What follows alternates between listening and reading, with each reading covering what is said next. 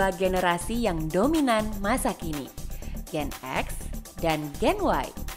Mereka yang lahir di pertengahan tahun 60-an sampai awal 80-an dikenal dengan Gen Xers. Generasi yang lahir setelah era baby boomers. Lahir sebagai generasi yang tangguh dan mampu menerima perubahan dengan baik. Kemandirian dan keloyalan mereka pantas mendapat sanjungan. Mereka, the Baby Busters Generation. Hai, pernah dengar generasi X dan generasi Y? Keduanya memang hidup berdampingan, tapi terkadang penuh dengan kontroversi. Ada perbedaan pendapat, perbedaan sudut pandang, perbedaan penampilan, bahkan perbedaan pilihan bisa memicu perdebatan. Nah, kalau masalah ekonomi yang penuh dengan dinamika seperti ini kira-kira memberikan pengaruh tidak ya untuk kehidupan dari kedua generasi ini? Ikuti ya penjelasannya di Wonderful Living berikut ini.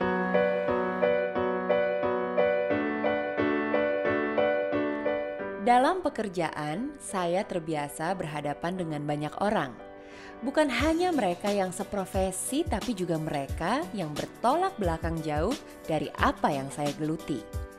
Dari sana pula lah saya belajar beradaptasi dengan berbagai generasi.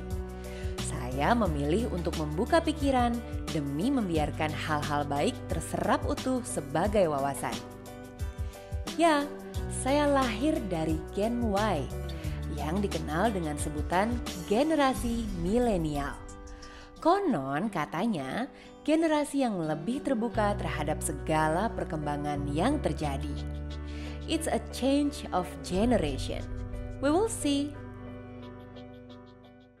Mbak Afi, kita bicara soal ekonomi, banyak sekali beredar di mana-mana. Semua media mengangkat masalah ekonomi, namun banyak yang belum mengerti betul sebenarnya seperti apa kondisi perekonomian kita. Jadi kalau kita bicara ekonomi itu bicara tentang bagaimana kondisi suatu negara dari sisi konsumsi masyarakatnya, dari investasinya, dari government spending, ya pengeluaran pemerintah, dan juga ekspor impornya. Jadi itu adalah faktor-faktor yang dihitung dalam pertumbuhan ekonomi sehingga itu akan terlihat.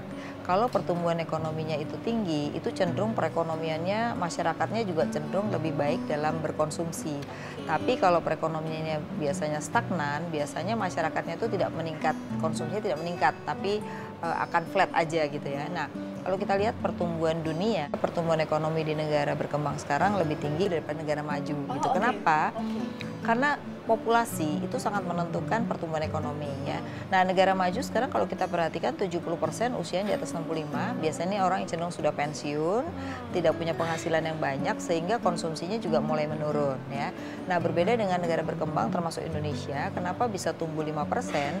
Karena mereka populasinya 70% adalah usia produktif, yaitu usia 14 sampai dengan 64 tahun ya. Nah, 70% orang Indonesia ini itu cenderung yang mendominasi konsumsi di Indonesia, yaitu sekitar 57% dari pertumbuhan ekonomi itu didasarkan pada konsumsi gitu. Kemudian investasinya juga cukup meningkat, dulu hanya sekitar 6-7%, sekarang cenderung sudah di atas 10%. Itu juga menunjukkan bahwa gairah di dalam berinvestasinya juga meningkat gitu. Jadi kalau kita bicara soal faktor populasi pasti ada kaitannya dengan karakteristik dari masyarakatnya itu sendiri. Betul. Nah, kalau kita bicara soal let's say generation. Betul. X, Y, Z, terus ada juga baby boomer sebelumnya begitu ya. Ini masing-masing tentunya punya karakteristik tersendiri. Berbeda-beda, betul. Kalau kita lihat memang Indonesia didominasi oleh Gen X dan juga Gen Y ya. Itu mendominasi hampir sekitar 130 jutaan orang gitu. Kalau Gen X itu dari usia berapa sampai berapa? Kalau Gen X itu adalah usianya dari 35 sampai 51, Gen Y itu adalah 22 sampai dengan 31 ya.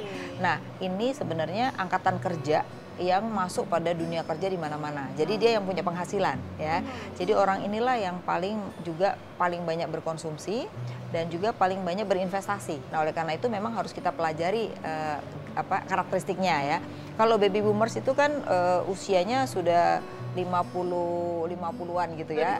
Betul, lebih matang lagi. Nah, ini cenderung memang sekarang sudah lebih banyak orang pensiun nih usia segini. Nah, tapi mereka tuh karakteristiknya adalah orang yang dulunya hidupnya setelah Perang Dunia Kedua. Jadi penuh dengan suka duka. Betul, kebanyakan orang susah, harus kerja keras ya. Nah, kemudian Gen X itu sebenarnya sudah mulai cenderung terbuka, sudah ada TV, sudah ada gadget gitu ya. Teknologi sudah ada gitu ya. Jadi sebenarnya Gen X dengan Gen Y itu hanya bedanya kalau Gen X itu belum terbuka, Gen Y itu sudah lebih terbuka orangnya gitu. Nah, jadi seringkali memang suka terjadi ketidakselarasan antara Gen X dengan Gen Y, apalagi dengan baby boomers gitu. Nah, jadi memang harus ada kesesuaian, baik itu kebijakan pemerintah, konsep-konsep investasi yang dikembangkan supaya bisa mengikuti karakteristik itu gitu. Nah, jadi ini yang kebijakan ekonomi pun banyak diambil berdasarkan karakteristik tadi ya. Betul. Dari masing-masing generasi. Menurut saya perlu ke depan ini perlu. Nah, ini yang menurut saya perlu diantisipasi oleh pemerintah sehingga jangan sampai tidak memenuhi persyaratan sesuai dengan karakteristik generasinya. Dan ini yang menyebabkan kenapa generasi muda kita banyak yang akhirnya kerja di luar negeri kan. Gitu. Jadi yang luar negeri itu bukan hanya TKI, TKW, tapi sebenarnya adalah orang yang punya kompetensi pun banyak keluar karena kadang-kadang tidak cocok dengan kondisi perubahan yang ada di kita. Oke, kalau dalam hal ekonomi untuk mengambil keputusan begitu antar generasi itu ada perbedaan juga nggak sih ketika mereka harus menentukan sesuatu? Oke, kalau dalam pekerjaan begini, kebanyakan tuh Gen Y itu cenderung kan lebih terbuka ya. Jadi kalau sekarang ini sering terjadi konfliknya adalah karena yang satu tidak mau terbuka, yang satu terbuka. Nah, seringkali Gen Y ini keluar masuk kerjaan, tapi bahkan sekarang banyak terbentuk entrepreneur dari si Gen Y ini. Jadi mereka berani mengambil keputusan tidak mau kerja di suatu tempat, tapi dia bikin kerjaan sendiri dengan teman-temannya. Betul, gitu betul. Ya. Nah, sekarang kalau kita bicara soal investasi, target investasi seperti apa sih yang dicari oleh generasi X dan Y ini? Iya. Begini, jadi kecenderungannya mereka tidak hanya naruh uang di bank saja ya. Sekarang sudah mulai berubah. Pertama, bank masih mendominasi 80% dari total uang beredar ya. Terus kemudian non bank ya. Saya melihat investasi di properti itu bisa nomor 2 nantinya ya. Karena properti itu kalau dia dilihat dari survei, bahkan juga dilihat McKinsey juga mengatakan itu juga menjadi target orang berinvestasi gitu loh. Makanya orang selalu mengatakan bahwa belilah masa depan hari ini. Jangan membeli masa depan, harganya sudah mahal. Gitu. Nah, jadi saya melihatnya ada 2 karakteristik dalam berinvestasi ya. Pertama adalah investasi dari sisi sebagai orang tua. Banyak orang tua yang cenderung pokoknya ambil 3-4 gitu. Dia takut anaknya nanti gajinya kecil, sehingga mereka tuh cenderung membeli investasi itu adalah membeliin rumahnya untuk anaknya gitu ya. Bahkan nanti begitu anaknya menikah pun sudah punya rumah dari orang tuanya, karena dia melihat hari ini pasti lebih murah daripada besok. Betul. Nah, mereka juga berpikir ketika mereka nanti pensiun, dia juga bisa punya properti untuk disewakan begitu, sehingga dia juga punya penghasilan yang lain ya, daripada mereka punya resiko yang tinggi gitu. Jadi cenderung seperti itu. Tapi juga ada anak-anak yang memang dia ingin mandiri, yang berjiwa entrepreneurship ya, itu cenderung dia mulai memikirkan dari muda harus punya rumah. Jadi cenderung sekarang mereka mulai mencari rumah-rumah dengan tipe mereka ya, dan ini juga berubah dari landed ke non landed gitu ya. Kenapa? Kan kalau kita lihat generasi Gen Y itu kan pendidikan udah mulai bagus. Nah, sehingga orang nanti tidak mau lagi jadi pembantu rumah tangga kan. Nah, akhirnya orang cenderung mencari investasi tidak yang landed, tapi misalnya kayak rumah susun, apartemen, iya betul. Jadi arahnya ke sana. Oleh karena itu di dalam konsep itu memang harus melihat karakteristik ini untuk sesuai dengan mereka. Gitu. Nah, itu saya melihat cenderung seperti itu, baik itu anak muda maupun orang tua. Jadi properti itu sudah bukan lagi di dalam teorinya Maslow itu sandang pangan papan saja, tapi sudah sebagai sarana investasi. Nah, memang yang perlu dipikirkan adalah bagaimana membangun kota mandiri ya, karena kalau kita lihat urbanisasi itu akan terus terjadi, di mana Gen Y itu pendidikannya kan mulai bagus ya. Kalau orang mulai pendidikannya bagus, nggak mau tinggal di desa kan, dia akan cenderung ke kota. Nah, oleh karena itu, karena ke kota kan tidak mungkin hanya kota-kota yang ada ya. Makanya sekarang saya lihat ada konsep yang bagus di mana mendirikan kota mandiri ya, misalnya di daerah Bekasi, di Kelapa Gading ya, kemudian di Serpong. Nah, menurut saya ini perlu dilakukan juga mungkin di Kerawang, di berbagai daerah-daerah ya, kemudian mungkin di Cirebon, Cilegon gitu. Supaya apa? Nanti terjadi arus tidak urbanisasi tapi juga suburban namanya. Nah, suburban ini yang menurut saya perlu dibangun, dan sekarang konsepnya sudah ada, menurut saya perlu diperbanyak karena ini cenderung orang akan bergeser ke arah gitu. sana. Benar, karena kalau kota mandiri itu kan konsepnya orang bisa bekerja di situ juga. Betul, Nah, artinya bahwa suburban itu menurut saya akan menjadi tempat investasi yang menarik buat masyarakat yang Gen Y dan Gen X tadi. Ya. Namun tetap diperhatikan, carilah developer yang bisa membangun secara sustain gitu ya. Betul, jadi memang kan kadang-kadang gini, orang juga memilih investasi itu juga nggak boleh sembarangan. Kadang betul, kadang gini loh, pokoknya tawaran kita ambil aja asal murah gitu. Ternyata tidak deliver barangnya gitu ya. Jadi memang kalau saya nih, pengalaman saya itu adalah kalau mau investasi itu saya cek dulu nih, buka Google aja gitu ya. Pertama kita harus tahu pengembangnya dulu kan. Kalau kita nggak tahu pengembangnya, cenderung itu nggak safe buat kita, padahal kita udah mengangsur misalnya cash keras kan, sekarang kan modelnya cash keras. Nah itu ternyata banyak sekali teman saya yang gagal gara-gara itu. Nah ini juga menurut saya penting sekali gitu, dan itu nggak banyak bisa kita lihat siapa developer yang baik gitu. Jadi pastikan dulu kredibilitasnya seperti apa. Betul. Nah kemudian juga kan kita bisa memilih ya, memilih dalam arti begini, jangan menganggap tempatnya jauh gitu. Jangan, tapi sebenarnya kita bisa melihat jauh itu nantinya akan seperti apa. Jadi kita harus tahu konsepnya itu seperti apa. Sehingga kita tahu konsepnya, kita akan membeli hari ini kan baru hasilnya ke depan. Jangan pengen beli hari ini tapi hasilnya hari ini tuh nggak ada yang mungkin nggak gitu. Mungkin, iya betul. Nah ini yang saya pikir juga sudah mulai dikembangkan oleh para pengembang-pengembang yang memang punya konsep gitu. Baik, Mbak Afi, terakhir dari sudut pandang seorang ekonom, ada pesan khusus nggak secara ekonomi begitu ya untuk generasi X dan Y ini? Jadi menurut saya gini, kita nggak perlu khawatir sampai 2055 sebenarnya paling nggak ekonomi kita sejelek-jeleknya itu sebenarnya bisa tumbuh 5%.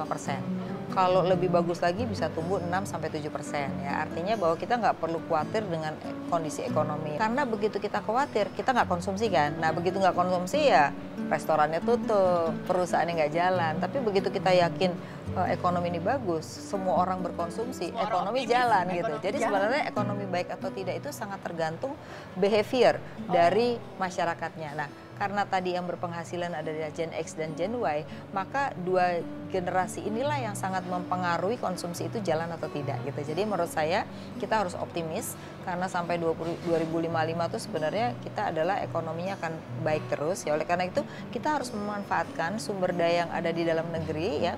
Kemudian kita manfaatkan pasar yang ada di dalam. Nah sayang sekali sekarang ini masih belum optimal. Banyak sekali orang masih menggunakan barang dari luar ya, tapi kita sendiri nggak memikirkan pasar di dalam. Contohnya, kalau kita bikin mutu barang, kalau ekspor lebih bagus daripada yang di dalam. Salah, harusnya kita di dalam ya sama dong dengan yang di luar. Disamakan kualitasnya. Betul, gitu ya? Supaya orang nggak justru mengimpor barang dari luar gitu. Nah ini yang menurut saya perlu behavior itu mulai kita nasionalis dalam arti luas, bukan nasionalis dalam arti sempit gitu. Luar biasa, Mbak. Terima kasih banyak ya. Sama-sama.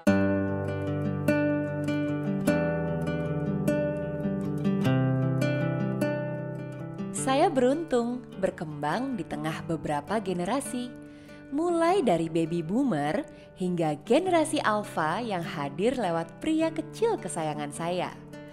Dari generasi yang lebih tua, kami dibekali hikayat hidup melalui cerita-cerita mereka. Sementara itu, generasi muda akan berkembang bersama nilai-nilai kebijaksanaan yang ditanamkan ke dalam jiwa. Kenangan itulah yang terus mengikat kami untuk terus bersama-sama.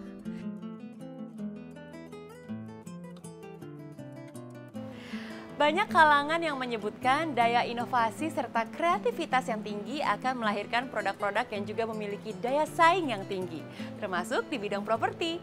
Nah, bagaimana dengan Sumarekon Serpong? Kita temukan jawabannya di Wonderful Living berikut ini.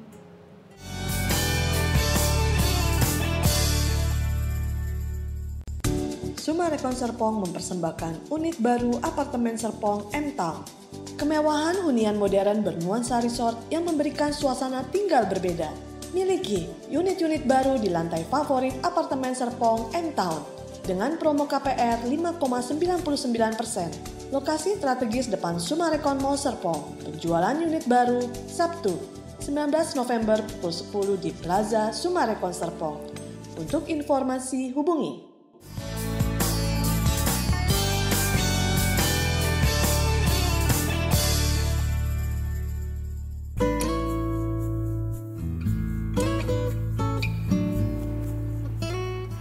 Sebagai Gen mahasiswa yang aktif berkegiatan dan juga masih dalam usia yang produktif, angan-angan saya jatuh pada sebuah apartemen yang terletak di Sumarekon Serpong. Dengan lokasinya yang strategis dan juga segala kepraktisannya, ditambah dinamisnya kehidupan perkotaan dipadu dengan alam, nah itu bisa menjadi pertimbangan buat saya. Apakah kira-kira Sumarekon Serpong bisa mewujudkan impian saya tersebut?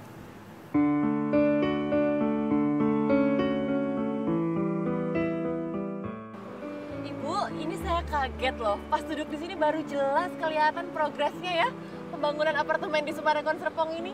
Justru itu, makanya kita tadi undang Mel ke sini ya Bu Lilis ya. Kita memang sedang membicarakan mengenai progres pembangunan apartemen M-Town ini. Oke. Tapi ini sebenarnya progres pembangunannya sudah sampai mana sih Bu? Ini kan sebentar lagi kita November akan topping off. Topping off itu apa sih? Jadi pengecoran. Pengecoran lantai terakhir. Jadi struktur selesai Bu. Ya, jadi sebetulnya ini adalah simbolik bahwa struktur yang tertinggi itu selesai dilaksanakan. Berarti secara total struktural sudah selesai, masuk ke tahap finishing, tahap berikutnya. Ini mengingat progresnya yang begitu cepat, ini kontraktornya juga pasti istimewa gitu ya. Memang pilihan dari Sumarekon Serpong. Tim Ibu Lilis nih yang waktu itu memang bersusah payah untuk memilih karena memang kita pilih kontraktor yang bagus dan sesuai dengan standarnya Sumarekon ya Bu ya. Siapa sih Bu kontraktornya Bu? Kontraktornya kita ada dua. Yang untuk signature kita pakai Wijaya Kusuma Kontraktor. Untuk yang resident kita pakai Totalindo.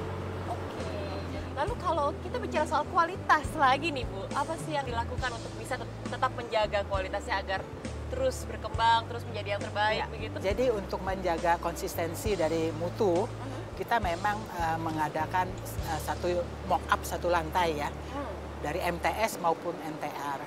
Jadi mock-up itu adalah sebagai contoh apa yang kita akan kerjakan di kemudian hari.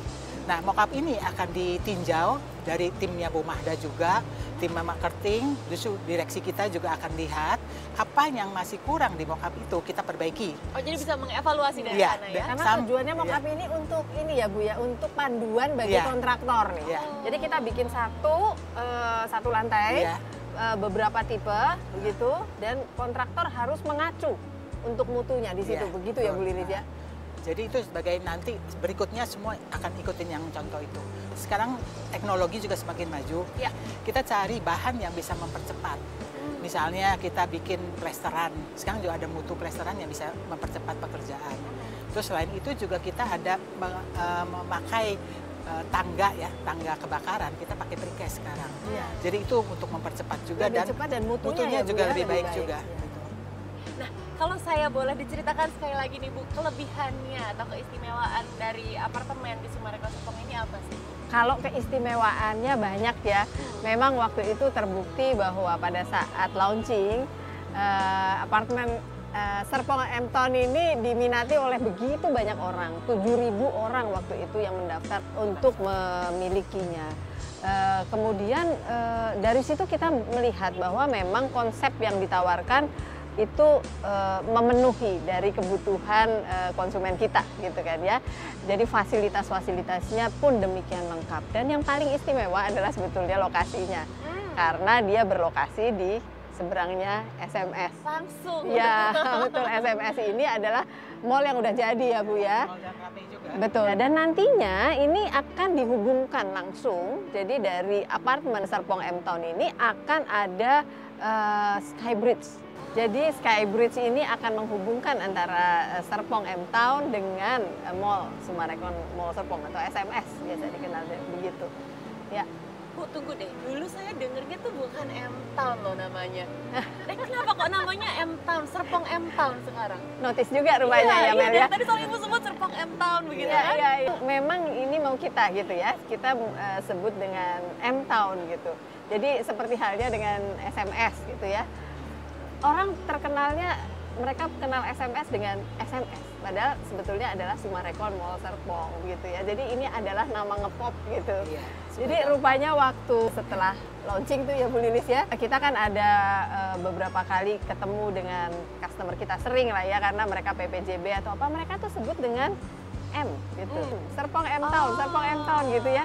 Lebih kita catchy mikir ya? Kayaknya enak juga ya gitu.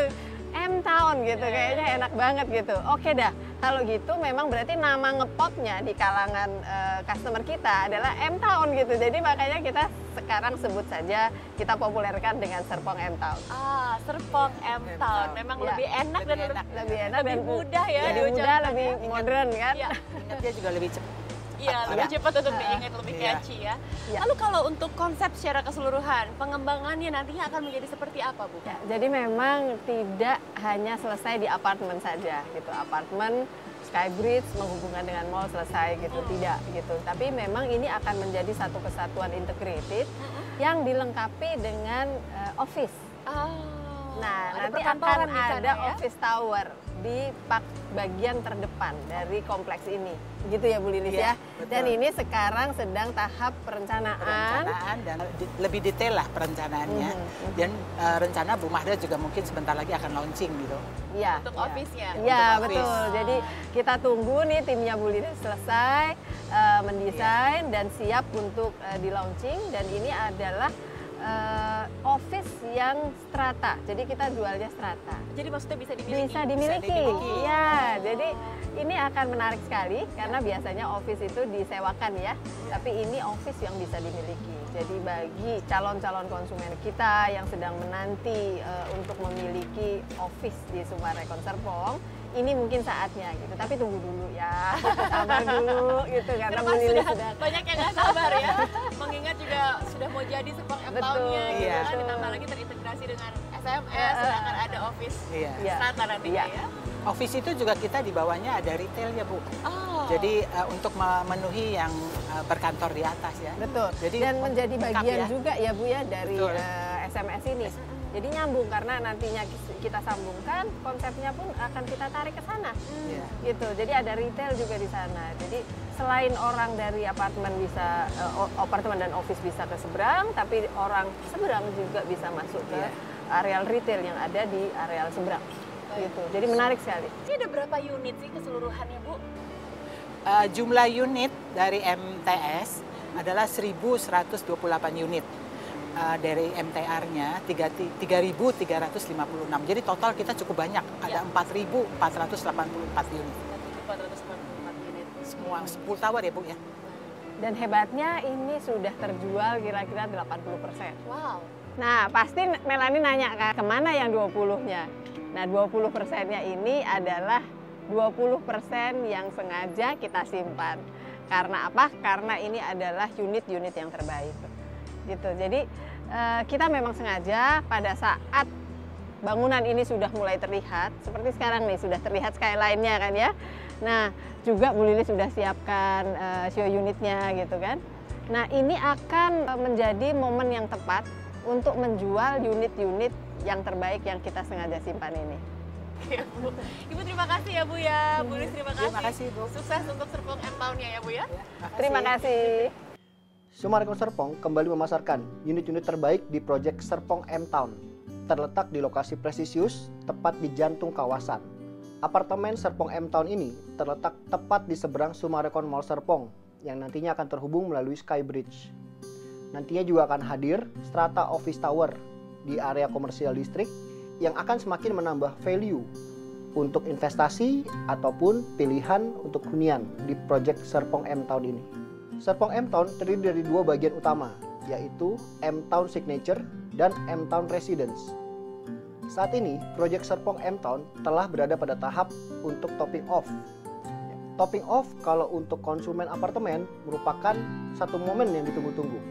Karena ketika topping off, satu tahap pembangunan sudah cukup maju.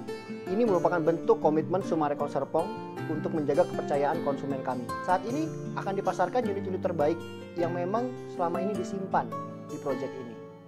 Baik itu di M-Town Signature maupun di M-Town Residence.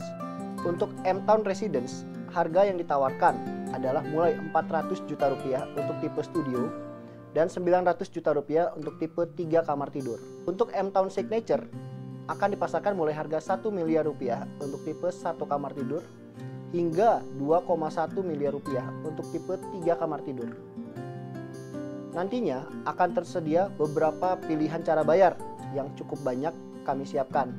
Mulai dari tunai keras, tunai bertahap dari 12 hingga 60 kali, kredit pemilikan apartemen dengan DP mulai 15%, hingga DP 20% yang bisa dicicil hingga 24 kali. Kunjungi showunit kami di Marketing Gallery yang berada di Summarecon Mall Serpong, lantai 2. Hubungi kami di kantor marketing 021 5421 0008 atau klik di www.summareconserpong.com.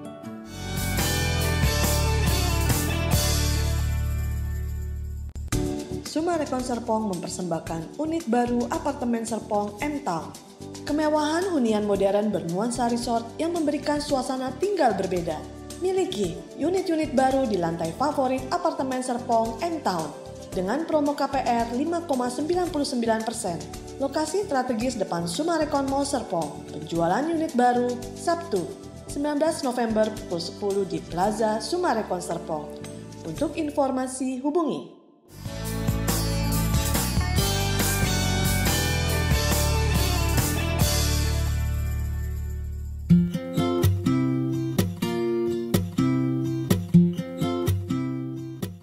Life is about moments. Don't wait for them, create them. Bergeraklah saat merasa waktunya tepat. Jangan pernah kalah cepat. Bukan untuk menjadi yang terkuat, tapi untuk menyalurkan segala inspirasi hebat. Hampirilah peluang dengan perhitungan yang akurat. Kelak, kesuksesan datang mendekat dan tidak akan pernah salah alamat. Apartemen seringkali menjadi pilihan bagi manusia yang modern. Namun cerdas dalam berinvestasi adalah saran yang cermat. Tinggal bagaimana Anda mengambil keputusan dalam pilihan hidup Anda. Nah, sampai jumpa lagi di Wonderful Living berikutnya. Tapi masih ada tips dan trik yang menarik untuk Anda berikut ini. Bye-bye. Punya banyak sekali foto keluarga dan liburan yang ingin dipajang, namun karena keterbatasan ruang, akhirnya foto-foto itu hanya disimpan. Mengapa tidak memanfaatkan dinding sebagai galeri foto?